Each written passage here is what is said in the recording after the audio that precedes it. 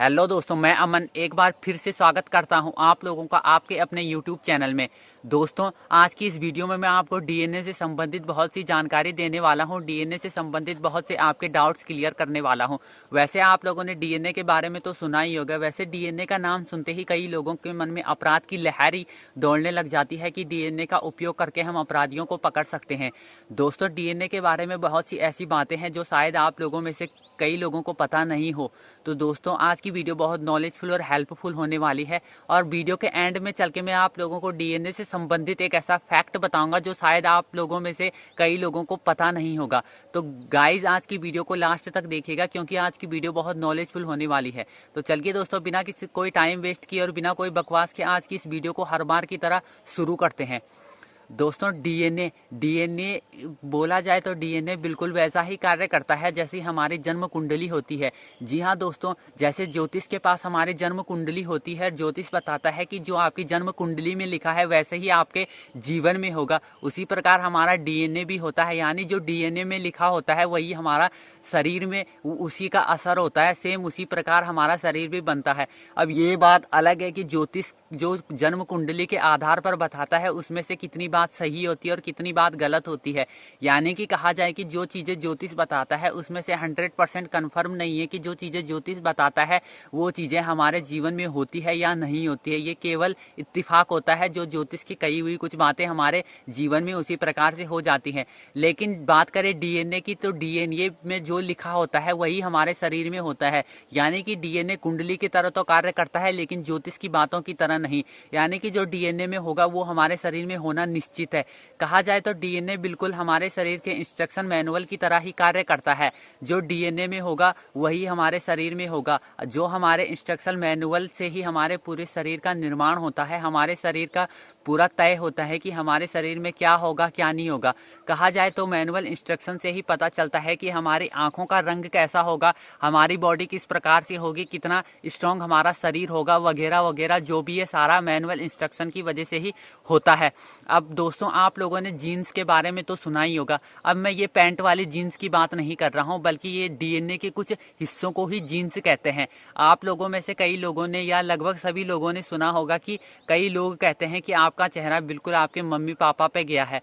तो वो ऐसा इसलिए होता है क्योंकि हमारे पेरेंट्स का और हमारे डीएनए बिल्कुल एक जैसा तो नहीं बोल सकते हैं, लेकिन डीएनए के कुछ भाग हमारे एक जैसे मिलते जुलते हैं, जिसकी वजह से पेरेंट्स के कुछ अंग और हमारे कुछ अंग आपस में मैच करने लग जाते हैं।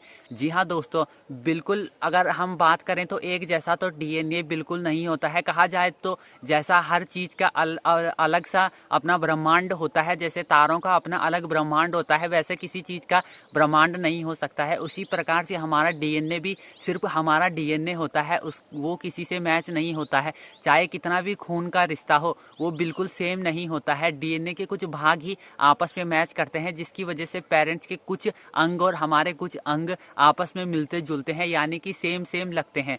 अब बात करते हैं दोस्तों की डीएनए टेस्टिंग होती क्या है और इससे क्या फ़ायदे होते हैं और क्या क्या नुकसान होते हैं। दोस्तों, जो डीएनए टेस्टिंग होती है इससे तो आप लोगों को पता है अपराधी को खैर पकड़ा ही जाता है। जैसे किसी अपराधी ने अपराध कर लिया तो उसके भी जो मौका वारदात पे जो भी चीज़ें मिलती है उसकी वजह से उसका डीएनए टेस्ट करके हम उसे आराम से पकड़ सकते हैं। अब इसके अलावा यदि हमारे मम्मी पापा या हमारे पेरेंट्स में जैसे कोई बीमारी है तो डीएनए टेस्टिंग करवा के हम ये भी पता कर सकते हैं कि जो बीमारी हमारे पेरेंट्स को जो जैविक बीमारी कई प्रकार की पेरेंट्स को होती है, क्या वही बीमारी बच्चों में तो नहीं आएगी। इस प्रकार से डीएनए की टेस्टिंग से पता चलता है। जैसे यदि हमारे परिवार में कोई अपराध करता है तो उससे हमारा टेस्ट करके भी ये पता चल जाएगा कि हमारे परिवार में किसी ने अपराध किया है कि नहीं किया है। अब बात करते हैं इसके टेस्ट कहाँ होते हैं और किस प्रकार से होते हैं। तो दोस्तों, दुनिया में डीएनए टेस्ट करवाने के लिए दो प्रयोगशालाएं बनी है। एक गवर्नमेंट द्वारा निर्धारित प्रयोगशाला होती है और एक प्राइवेट प्रयोगशाला होती है। अब बात करते हैं गवर्नमेंट जो लैब होती है उसमें कौन अपनी टेस्टिंग करवा सकता है। तो जो गवर्नमेंट की जो गवर्नमेंट लैब होती है उसमें केवल अपराधी का ही टेस्ट होता है। वो भी जब गवर्नमेंट के आदेश आते हैं उसके बाद ही वहाँ कोई भी अपराधी अपना टेस्ट करवा सकता है। वहीं अगर बात करें प्राइवेट लैब की, तो प्राइवेट लैब आम लोगों आम इंसानों के लिए बनाई गई है। वहाँ हर हर कोई कभी भी और कभी भी जाके अपना डीएनए टेस्ट करवा सकता है और वहाँ से हाथों हाथ रिपोर्ट अपनी लेके आ जा सकता है। इसके लिए आप लोगों को बस अपने खून का सैंपल्स देना होता है, जो कि डॉक्टर खुद सुई के द्वारा निकालते हैं। दोस्तों, जैसा कि डीएनए के बारे में मैंने आप लोगों को बताया, तो आप लोगों को डीएनए के बारे में कितना पता था मेरे को नीचे कमेंट बॉक्स में ज़रूर बताना। और मैंने आप लोगों को कहा था कि मैं वीडियो के एंड में चल के आप लोगों को डीएनए से संबंधित एक ऐसा फैक्ट बताऊंगा जो शायद आप लोगों को पता नहीं होगा। तो दोस्तों, वो फैक्ट ये है कि यदि हम किसी इंसान का डीएनए को पूरा खोल दें तो उससे हम सूरज से प्लूटो और फिर से प्लूटो से सूरज तक की दूरी नापी जा सकती है। जी हाँ दोस्तों, इंसान का डीएनए इतना लंबा होता है कि उससे सूरज से प्लूटो और फिर से प्लूटो से सूरज तक की दूरी नापी जा सकती है।